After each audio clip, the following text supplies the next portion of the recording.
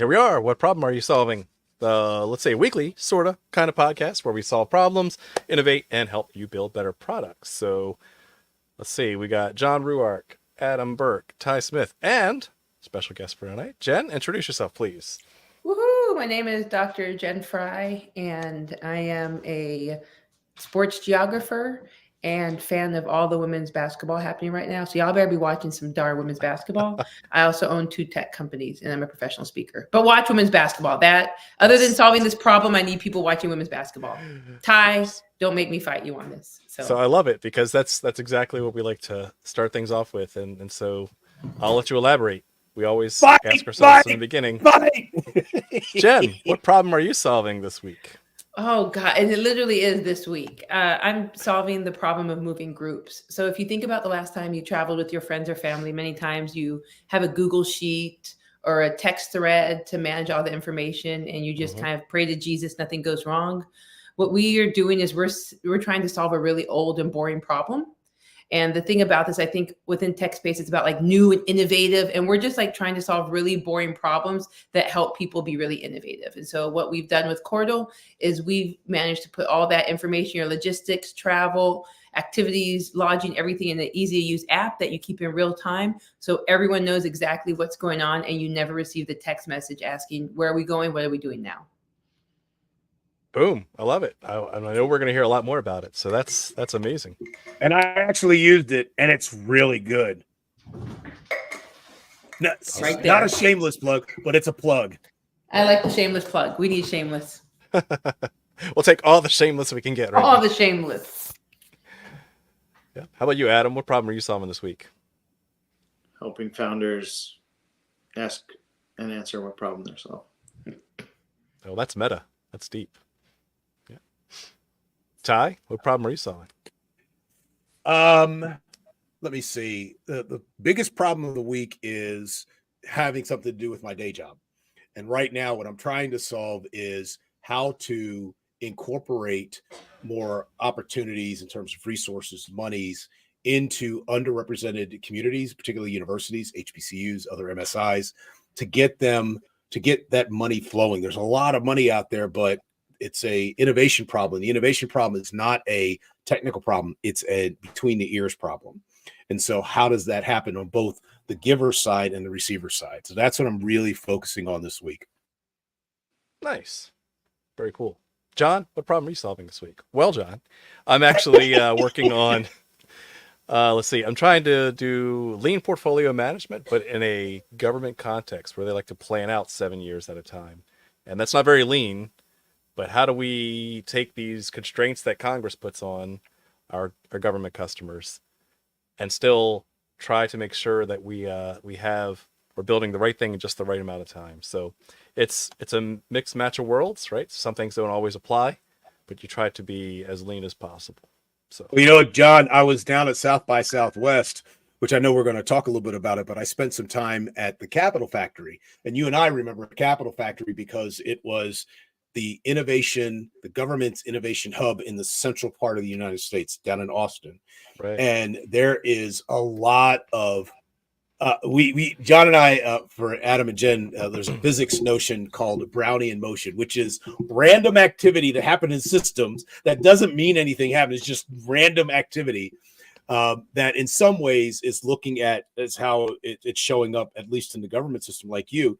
Yeah, we're going to bring these guys together, and they're really going to figure it out this time.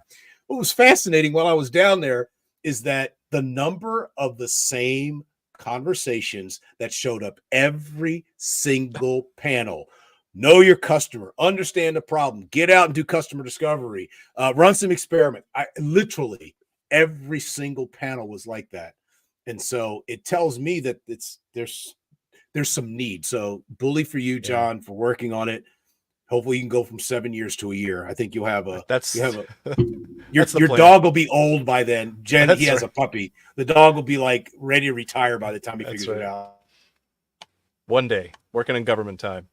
All right, so let's talk about South by Southwest because I'm the unlucky one here. I have never been, and you guys just got off this high horse, so I want to hear all about it. I want you guys to wow me. What is South by Southwest? Who wants to just kind of like lay it out there? Adam, you're the I think you're the not the rookie, you're the vet of the three of us. What is Yeah. South by Southwest? Been Million, there, I know the most. What is it? It was a music festival. Then it turned into a, I guess not tech festival, but what's the word they use for it? What's that word there? It's not tech. What is it? It's like the fancy word for tech. All right, but it's filled with. It's like an unconference. I think 20 years ago when I first went down there, it was a place to launch your startup. Oh, interactive. That's what it was. South by Interactive.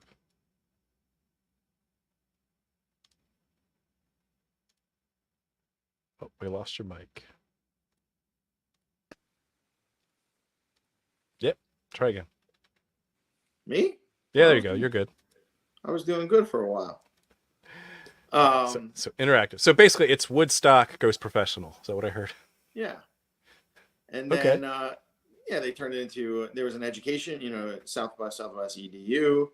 But yeah, I think when I was down there like 15, 20 years, like, remember Foursquare? I think Foursquare had launched, and there were a lot of companies 15 years ago that were famous for launching. And I think it was pretty much the same pitch competition that Jen's going to talk about in a second.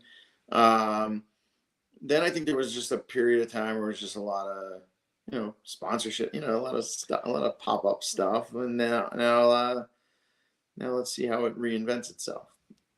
Yeah, it's kind of going through the hype cycle. It sounds like. On the other hand, it's still pretty consistent. I mean, it's good. It's a good play. It's a good time. Hey, Jen, you actually stayed for both weeks. I think, John, for those that don't know about South by Southwest, it's a 2-week event. I only went once, so I can tell my experience, but I know Jen we had a similar experience or somewhat, and then she spent the other half, and I'm just curious about what it was like. You and I had a quick conversation about it. What was it like for you? I think that the two halves were so very different. The first half, so I was there the 7th to the 16th, and EDU is the 3rd to the 7th. And so the 7th to, I would probably say, Ty, you left on the 12th, right? I think you left on the 12th. I did that Monday. Yep. Yeah. That Monday, I think it was the 11th, something. Yeah.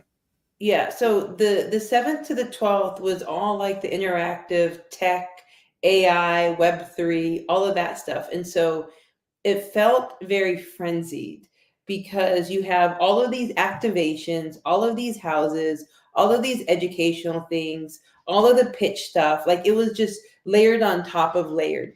And so what many people don't know is Rainy Street is a bunch of small houses that they've turned into bars and restaurants. And so the cool thing is that organizations and countries do these activations called houses. So you'll have Tulsa House, Midwest House, Canada House, Nordic House, Australia House. So they have these houses and they have food, beverages, and speakers, panels. So all of that is layered on top of the unofficial parties and the educational component. So that those first few days of when like I don't know if I want to say the real South by Southwest starts is just like a feeding frenzy.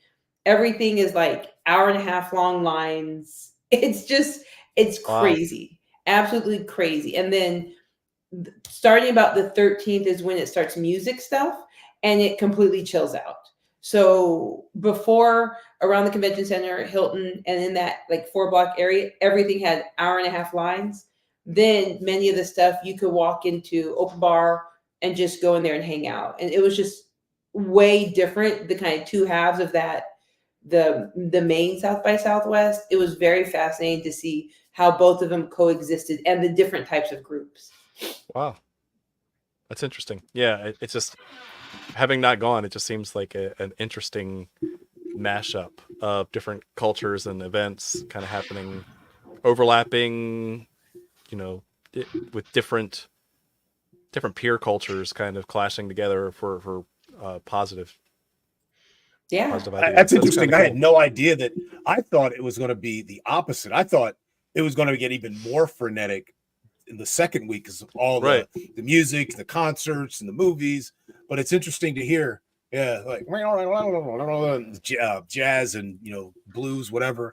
So that's interesting to hear. I didn't realize that. Mhm. So I think so mine. Oh, go ahead. No, go ahead. I was gonna say, I think it's because the tech stuff was all centered in one, like 4 block radius. So everyone was in one place. If you think about Hilton, uh, the convention center, and then the places around it, it was all within this block radius. The Marriott, everything. Where else the music venues were spread out all over the place. So that was the big difference, is that you didn't have all these people in small areas. There, like the venues, different venues would have lines, but they were, and then also film and music venues, but they were also spread out, so it didn't feel Okay. like everything was in one place. Nice. That's dope. That's dope. Okay. That gives me a compare, because I literally walked away like, man, this place is about to get crazy in terms of, I mean, that's where I was. That was my impression. I didn't know. I didn't, my experience at South by was just as Jen said, from the 7th to the 11th. And so we fly in, try to get oriented to the city. We stayed outside of downtown. We stayed like 5 miles away at a nice Airbnb. It was decent. We'd go in. There was 3 of us. There was my son and his co-founder, and I. I had certain things that I had to get them to do.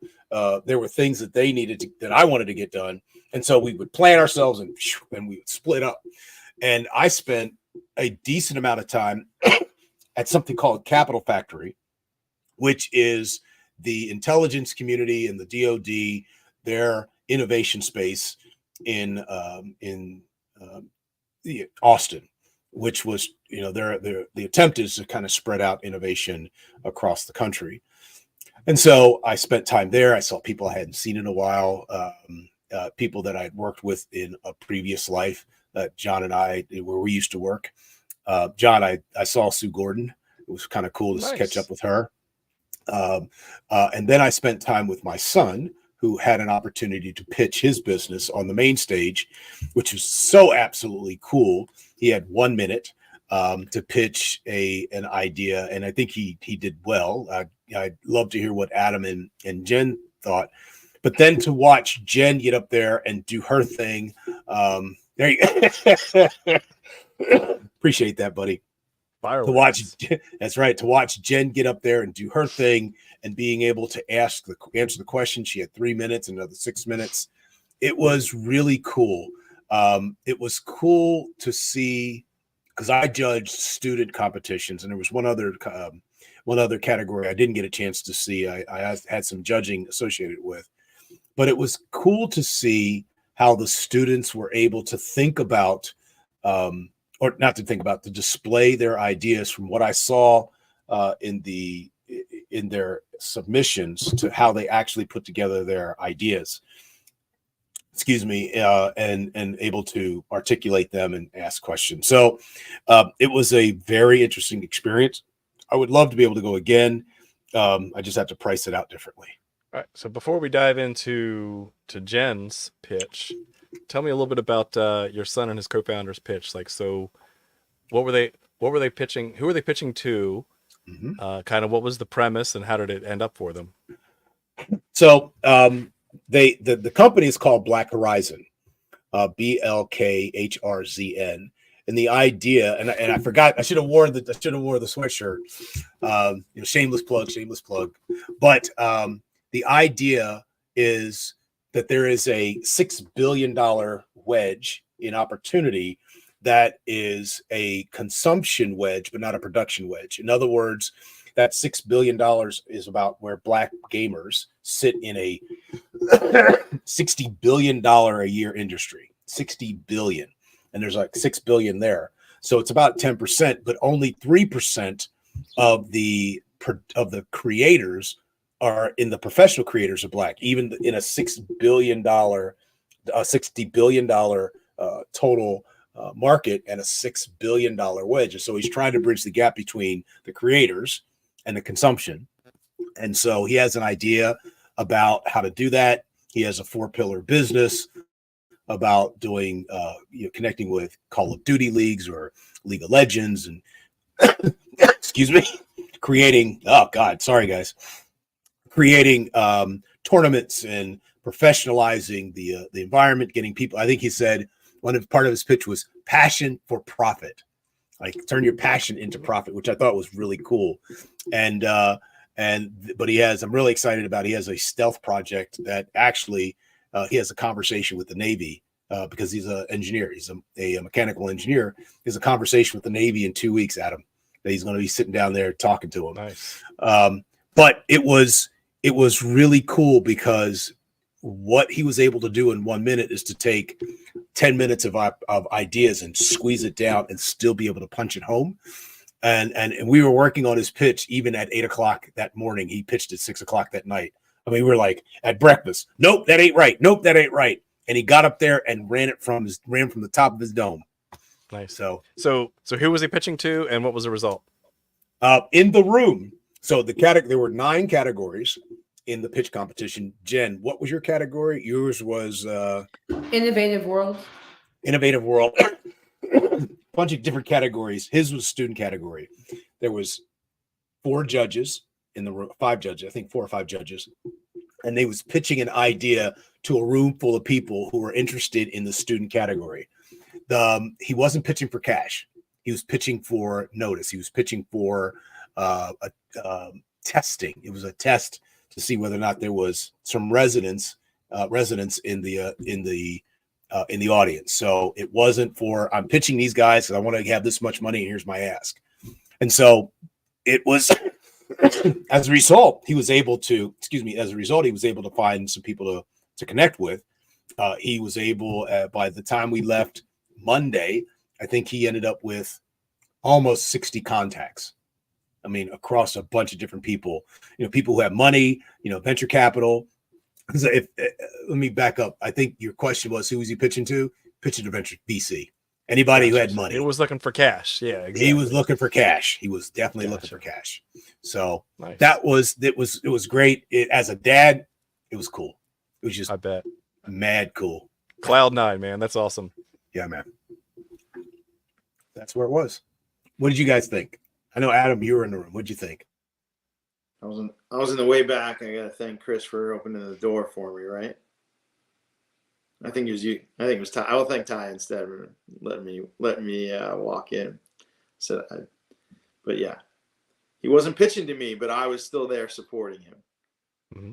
So what did you think of the pitch?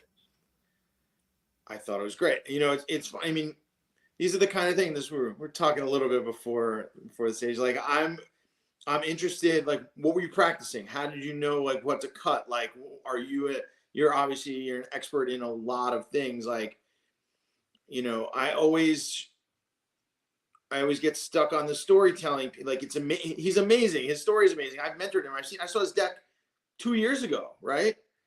So I believe in everything that he stands for, literally on that stage. But it's like, it's a 2-minute pitch in a room full of frenetic, wild, and yeah, like he was at the end doing the 1-minute version, so, but kudos to him, of course.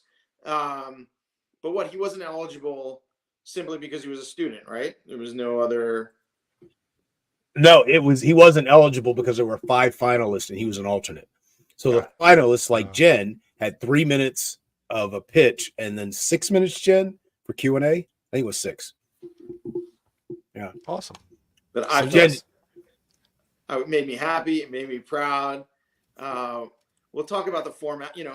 I'm not always a fan of the format in terms of what problem are you solving, but we're not going there now. Let's stay happy. Let's stay happy. Let's hear about Jen's happiness because you were in the, would you say, Innovative World category? All right. Yep. So tell us about your recent experience then. Yeah, I mean, I think my experience, we talked about John before. I'm cheap, and to spend $100 where it's like, oh, I just don't know. But I mean, what I've gotten from that $100 has been phenomenal. And just the experience of, I'm a professional speaker, so I'm used to being on stage, and that helps. It helps, like with being on stage, and pitching is so different. right? Like I'm used to having 45 minutes, an hour. I can kind of control my time versus this where you have 3 minutes and they will cut the microphone off with no problem. I think that the experience of, I mean, you work with some really good pitch coaches. I'm all about feedback. And so you have to send in one video. You have to send in 2 videos for them review, one in like February and then one right before South by, and they give you feedback. The first one, the feedback, it was okay. The second one was really pointed, and it was kind of funny because you have to send a 3-minute, your 3-minute video. And so at the end of mine, I'm like, please just give me real feedback. Just like, don't hold back. And they didn't. And it was really appreciated. And one guy, he in relation to my slides was like, why is this information on there? Why should I care? And I said, and I looked at it, I was like, you're right. I don't know why you would care. I just took that stuff off. And I appreciate the honest feedback. It's kind of funny. I just did a LinkedIn post and I said, accelerators, incubators, if people ask for feedback, you need to give it. It always frustrates me when they say, well, we've had, a lot of applicants and we can't. And I'm like, especially ones that are for women, LGBT, Black and brown. If you're for this subset of the population, you got to give us feedback. I hate something. that. Exactly. Anything. And I appreciate these 2 gentlemen. They gave good feedback to the point where I actually went on LinkedIn and found them. It was like, hey, can you elaborate on these things? Because for me, if I have that opportunity, I'm going to use it. And I wish more people felt that way. I think feedback scares some people. And I'm like, it is what it is. Feedback is a gift. You don't always have to take it, but at least it's a gift. Right. And so they gave me some good stuff to help me think about, because in the 3 minutes, like I told, my goal was, like Denzel Washington said, I'm coming back with something. I'm coming back with something. And so the thing I kept asking them is, what do I need to do to win? That was my main thing. What things do I talk about? What things do I need to leave out to the Q&A? Because you have 6 minutes of Q&A. So what things are so important to add in the 3 minutes, then you can leave out in the 6 minutes, or that you can add in the 6 minutes. And that's kind of what the goal was what do I need to say to win? What do I need to keep in, pull out? What do I need to elaborate on? And so that was the goal. And does it really talk about what problem you're solving? I think it does, but I think like this and other pitch competitions, there's a really big focus on traction. A really big one. Did you know what you needed to, like, were you competing against yourself? Did you feel like you were competing? Like, did you know ahead of time, like theoretically, this is one of the things, and it's not against the format or the people. It's like, if it was most customers or most revenue, like you don't need a pitch to win. So like, what were the objective rules, so to speak, that you knew? They gave us a rubric. Okay. So they gave us a rubric, and for me, I'm going to go by the rubric of what I need to do. And so what I also did was I said, well, what type of questions could they possibly ask? So I had an appendice of like 30 slides. If they asked those questions, we had it. Of course, they didn't ask any of those questions. Of course. Of course, like literally none of them. We were ready. And we had actually put on the slide, the appendix slide, a quick click to every single slide. So we didn't have to thumb through it. I could say B2B and click, and then click back to the appendix. Mm-hmm. And so for me, it wasn't like I planned on winning. I'm a researcher at heart. So I had already looked and saw who were the 5 in there, who could potentially be the person. And the person who won. Yep. Oh yeah. The person that won was the one that I was like, he was the one that I was the most worried about. I mean, because his technology was phenomenal. It's super inclusive, and like it was great technology. The thing I think that is hard is like, I think him and his company had already raised like 2.3 million. The Sky Navi one, that one had 1.4 million in grants from the government and had contracts with like Air Force. Holy smokes. That's a little unfair, don't you think? So that's what I'm going against. And if you see like the traction part, because a lot of VCs will be like, at the early stage, we fund the founder. And I'm like, or they'll say the jockey, right? We fund the jockey. Yeah, you fund the jockey on the Kentucky Derby horse. You're not funding the jockey on the mule. Right? My little pack mule here, you're not funding my little pack mule. You're funding that Clydesdale. And that's the thing. Once they said, literally, when we were in the practice and when homeboy was like, we raised 2.3 or we had 1.4 in grants. I was like, well, I mean, that's a different category to me. Yeah, That sounds off balance. it was interesting. And then the two other guys, I think that they were like super new, so it was a very interesting mix. But like the one guy who had the the one guy who had the 1.4 military grants, I was like, my man, what? Like, and same thing with Alex with his company. Y'all raised 2.5 million. The company that won Best in Show, they'd already raised 2.5 You don't need million. to be here. Can I borrow some money from you? Can I get some of that dollar? Can you fund me? Exactly. So yeah, so that was it. I was like, I had planned on winning. That was my goal. Because I can know how to work the stage. I know how to work an audience in a different way than most pitchers. So I felt like those type of things are my strength, and that's where I could win on Double more. down. Telling a story, and that's what my goal was like, I'm going to tell this story to bring everyone into a problem they can all feel, and I'll still mention my traction, but you won't notice it as much because of the story and how I'm bringing you in. One thing I really like what you did. One thing I really like that you did, Jen, was to open up at the very end. You put the QR code and then encourage people to actually try it in the immediate, because I think we had talked about it, that it's we know the pirate metrics, AARRR, activation, acquisition activation, that you actually had them become active when you, as you were acquiring their eyeballs, you actually had them do something. And beautiful. They weren't, that didn't happen with anybody else. I didn't see that. The only thing that people could do is just like, okay, I trust you and I see what your numbers are. And I have a feeling that depending on how many people actually jumped in on that you're going to see a spike at some point where people start to use it, right? Mm-hmm. That it will have a lag effect versus a leading effect. Theirs was a leading effect. I see you raise 2.5 million. I see you raise 1.4. That's a leading effect.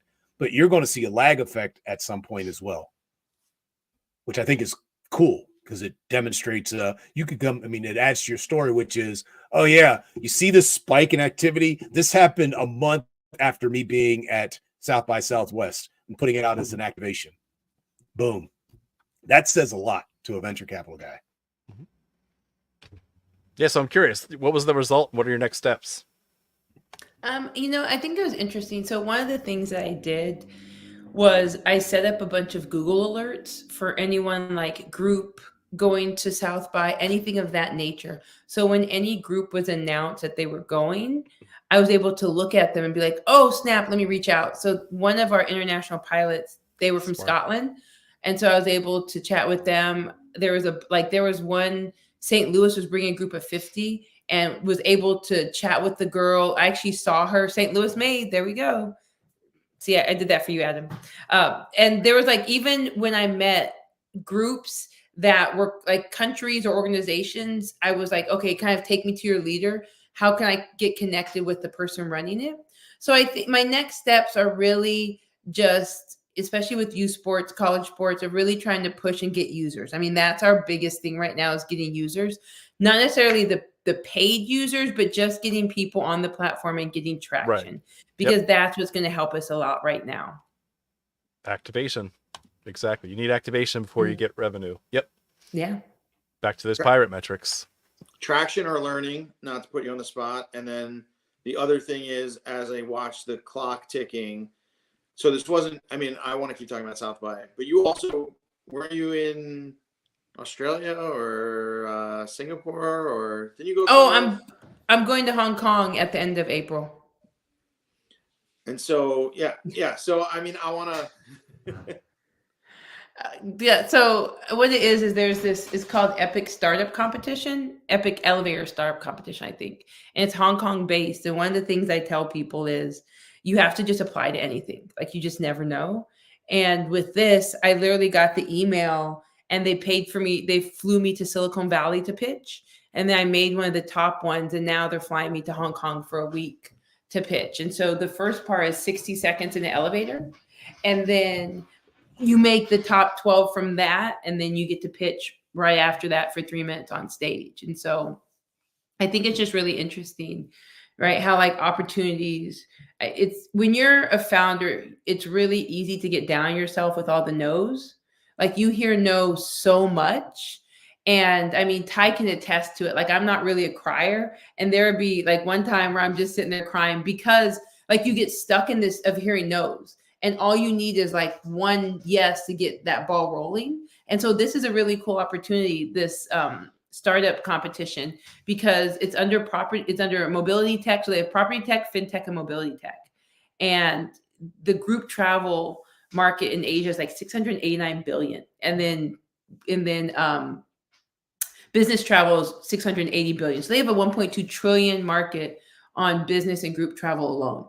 Wow. And so I think it's a really hot opportunity for me, especially I get 3 days of meetings, one-on-ones, investors. And so for me, like I'm trying to bootstrap as long as possible. I think that many times what you see with people is like they wear it as a badge of honor of how much that they can raise, right? I was able to raise 400 million, 100 million. I'm trying to have my badge of honor be, I did maybe one raise, but all of it's been grants, pitch competitions, those type of things. That's kind of what I'm trying to have as Based a badge of on honor. traction, not just a good sales pitch, right? Yeah. Exactly. Like I don't want it to be that I'm raising all this money but lose my company. Like my goal is how can we win at grants and stuff that I get to keep my company as much as possible. You know, it's interesting that you would say that because I think that that's a future conversation, guys, about this whole idea of dilution and valuation and what's your cap table, like how many, when you split your company. I think that Jen's notion of keeping 80-90% of her company and only giving away that little bit, maintaining control is absolutely important, because I just read a story on LinkedIn about a guy, some founders that got, they ended up when the company made their call on their equity stakes. Literally, they got nothing. They literally walked away with zero, nothing. And it's Wow. it's I'll tell people that have technologies that are more hard, that are not that what Jen isn't building isn't a technology, but she's not building satellites. If you're doing satellite technology, some biopharma that stay away from the VC as long as possible, because it's expensive, but because there's more than enough money, as Jen points out, in grants and accelerators and non-dilutive opportunities where people are like, hey, we want to give you away some money. Now, on the other hand, the boys hooked up with they have nothing except what's coming out my wife's pocket. One of the Morgan Stanley has this accelerator. Yeah, that's right. They got dad money. Morgan Stanley had $250K from 5%, and they set them up in New York, and they give them some coaching and an office space. That's not bad if you're 20 years old.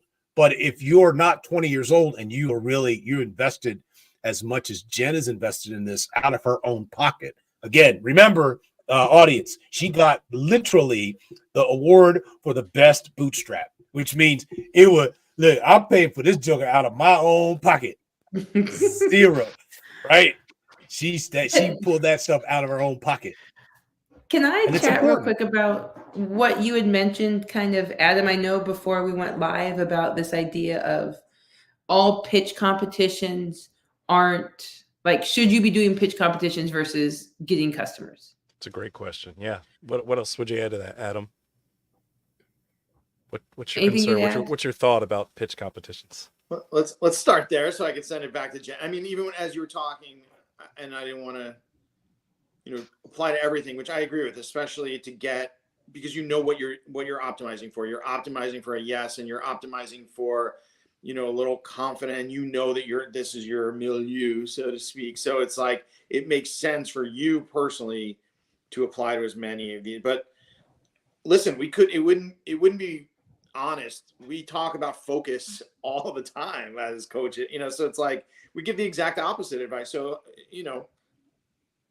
I'll let you, I don't want to talk. I want to, but yeah, I think it can be a distraction for some people, or it could be not fair. Like it could be they're competing against other people that have raised money or that have more practice pitching or in a better stage presence like you do.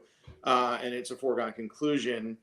But then as you're talking about, like, I know founders that, they spend all year raising around, and that's sometimes a waste of time too. And they get they get called on their equity and they end up with nothing. So I don't know what one is better than the other, and we just got to go around the world winning pitch competitions and meeting amazing people and telling your story. But yes, that is what we. Is there a difference between pitch competitions and pitches? And I want to make the distinction because, to your point, Jen, back to Adam about the pitch competitions. Not all pitch competitions are for the right people, but Jen, you're going to Hong Kong to pitch your business, which is a very focused opportunity to tell the story about what you're trying to do. Versus, and even though there's going to be other people there, I get that. But in a pitch competition like we did at South by Southwest, your bootstrap business that is just as competent, just as focused, you're pitching against other people who have that had $2.5 million in the bank already in terms of that. But that doesn't mean that your business isn't any less important or good. It just doesn't have the same level of monetary traction. But ultimately, it could be even more valuable than any one of those four other teams that were up there. You know what I mean? And so, as opposed to going to Hong Kong, where I would assume, and we know what we say about assumptions, I would assume that everybody is on the same level. We're looking for the best business to invest in. And they're bringing you over, even though they know that you don't have any money. I'm sure somebody else in the mobility tech has raised some cash. But that doesn't necessarily mean what you're offering is any less important as somebody who's raised a bunch of money. Does that make sense? Yeah, it does. I think it's fascinating because, I mean, the reality with pitch competitions is that you're going to always be, unless it's a pitch competition where they say you can't have raised more than $1 million in X and 500,000 in that. Like, there was a grant I was applying to, and I appreciate that because that kind of evened the playing field. I would say, I think that as long as, I think you always do pitch competitions within a 2-hour radius, hell, even a 4-hour radius that you can drive up and down. I think you always do those pitch competitions because A, they're local. You don't have to pay for anything but gas. You get localized publicity. You get practice. I think within a 4-hour distance, you always take pitch competitions. I think you always take online pitch competitions because the reality of the situation is that you shouldn't be, once you get used to doing them, you shouldn't be taking a month to learn to do them. Like you shouldn't be. You should be able to kind of, your central thesis of what you're going to say and just what you maybe have to change up a little bit based on where you're at. But I think that where you need to think about it is when you have to fly, get a hotel, those type of pitch competitions. Like there was one in Iowa and they're bringing in like 8 people and they divide money between the 8. So at least you're going back with something. It might be $2,000, it might be covering your costs, but you're going home with something. I think like if Hong Kong was asking me to go and they weren't paying, I probably wouldn't go because the cost of the ticket's going to be on the cheapest end, $2,000, housing for 6 days. I mean, it's going to cost me $4,000. And same so thing you're going to be in the hole. Yes. And you might not get anything out of it. Right. You might not get anything. Same thing with when they flew me to Silicon Valley. A week later, I'm probably not going to get it. The worth of it is not there. So I think you need to judge that. I know some founders that are like, it's worth it, right? Because it's like playing the lottery. Like if I keep playing, one of these days I'm going to hit the big one, right? It's chasing the unicorn. But I am definitely much more in your cost benefit ratio kind of mindset of, and again, I'm 100% with you. I love the bootstrap. Like there's other ways to find value rather than trying to chase dreams, chase money, chase something else, right? You got to show the value by doing and get that traction as close to organic as possible. Mm-hmm. So yeah, I mean that's a great point that like if it's local and free, do it. Like there's no reason not to do it other than your time, right? And when you're a startup, like time is your initial unit of value. But then after that, yeah, I mean, like Adam was saying, there's some teams that will spend 2 years trying to get the perfect pitch together, maybe build a little bit of the product, right? But then try to put all their eggs in the pitch basket for little return.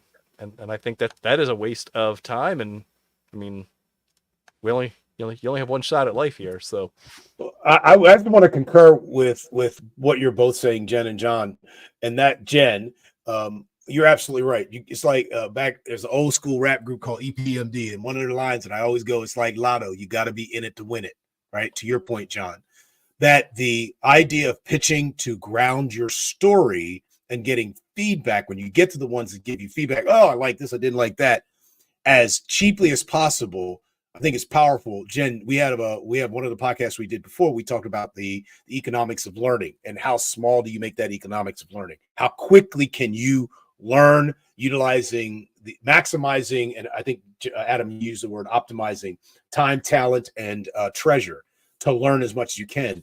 And if you have a pitch competition that somebody gets you accepted in, I tell anybody in the audience, go. No matter what you have, just don't embarrass yourself. You don't want to get up there and just like fumble all over yourself and whatever. But you want to get out there and get the stuff. Go, of course. Interrupt.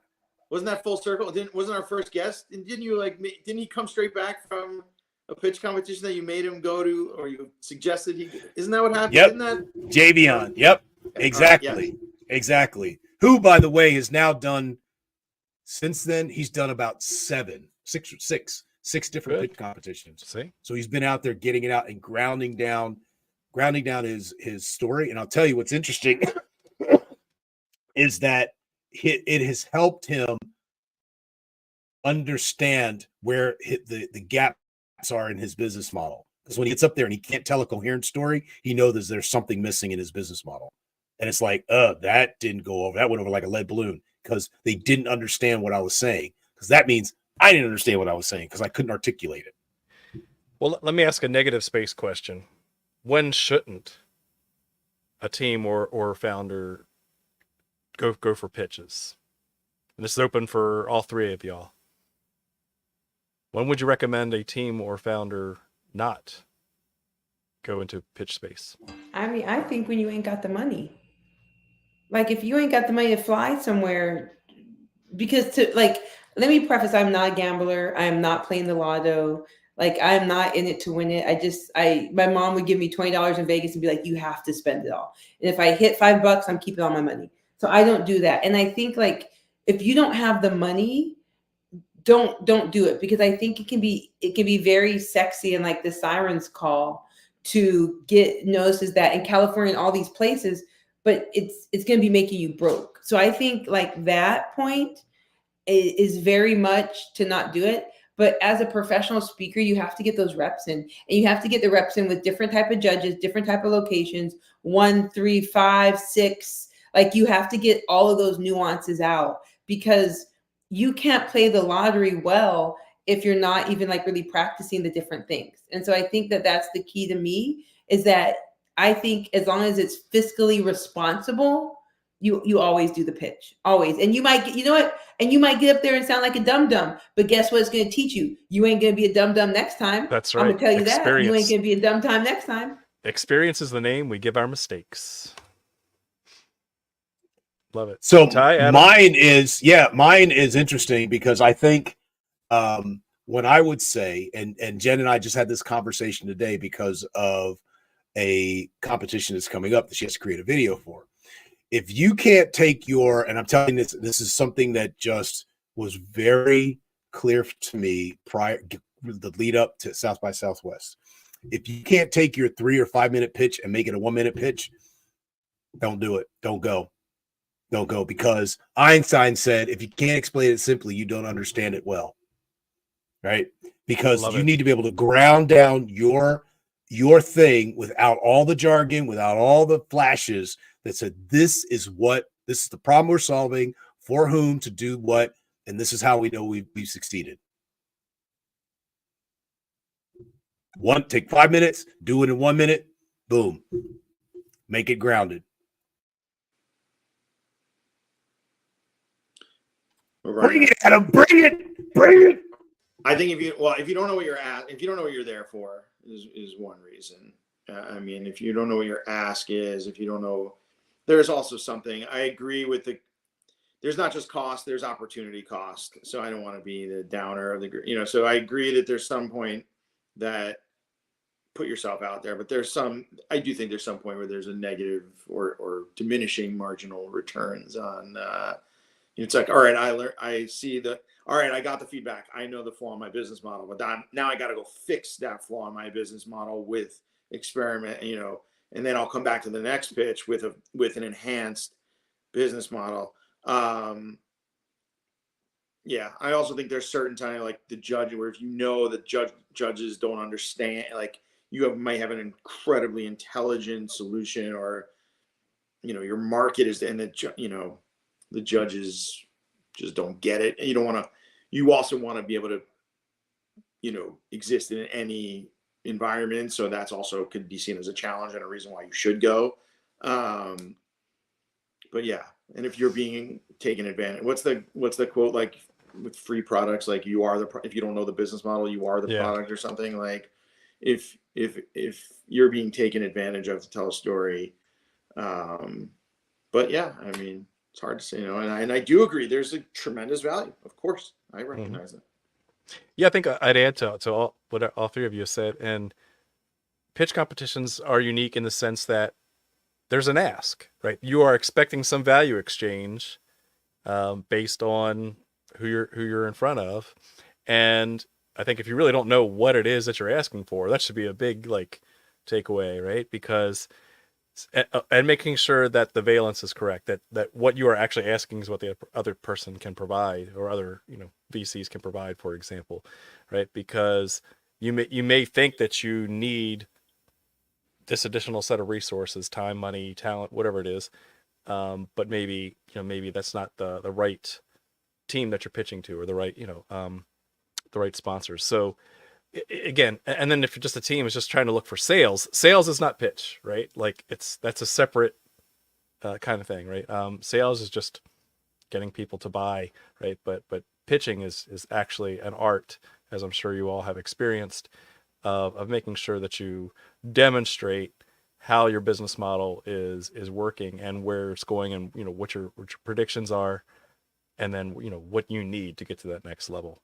So that's amazing. Let's start going for final thoughts. And so we'll start with Jen for final thoughts and go all the way around. And the question for tonight is, what's just one piece of advice that you would give to founders or teams going to their first pitch competition? Try and get as much feedback as humanly possible. Like hunt down judges, people in the audience. Try and just literally get back as much feedback as possible. That's why whenever I sent in the second video and I got the feedback, I contacted them on LinkedIn to get more. I think that's brilliant, by the way. That was fantastic. Yeah, the judges, like asking them what feedback. And it was funny. One of them was like, well, I can't talk to you about this part of your pitch. I was like, okay, hypothetically, if you were talking to someone else about that part of my pitch, what would you say? So like really trying to get as much feedback and honest feedback as possible. That is only going to be the thing that helps you. I love it. Hustle for info. Yep. Adam. I think like any learning loop, be honest with yourself about your expectations and then hold yourself accountable to the outcome. So yeah, if you thought you were going to get customers, or fine, then see what happens. See if that bump happens a few months later, and be honest with when you thought it was going to happen. My other final thought is about, I was surprised. I think there's an analog here for pitch competitions to accelerators. I'm surprised we didn't get there. So maybe we'll, like when Jen was talking about apply to all of them, and is it worth your time? And then John, you said the bid, the offer and the ask. I think there's I'm surprised we didn't go there, but I think they're the same. Just bigger. They're just smaller versions of bigger programs. The same, but more. But bigger, but different. Go ahead, Ty. Oh, first of all, I love the banner above your head, Adam, eternal love and happiness. I just wanted to say that. I think that the thing that I would say to founders, you know your story better than anybody else. It is your business. It is your story. Own your story. Own the platform, the stage. Own the story and tell your story. And most of all, don't forget to breathe. It may feel performative what I just said, but it's not just about the performance. It really is about being able to let people know that I know this and this is absolutely believe in what I'm saying and what I'm doing. That's all. Beautiful. Sam, but you said it much more eloquently than I had planned on doing, which was just know why you're there, right? And that could mean lots of things, but most importantly, like know from the heart what it is, what problem you're trying to solve, and for whom, and how you're going to get there, and try to transform the world. You know what your goal is, and just make sure that you articulate that in a way that makes it happen. So that's what it's all about. That's all I got. We'll see you next week. Thank you very much, Dr. Jen, for coming on. It was great to hear your experience, and good luck in the future. So with that, off we go.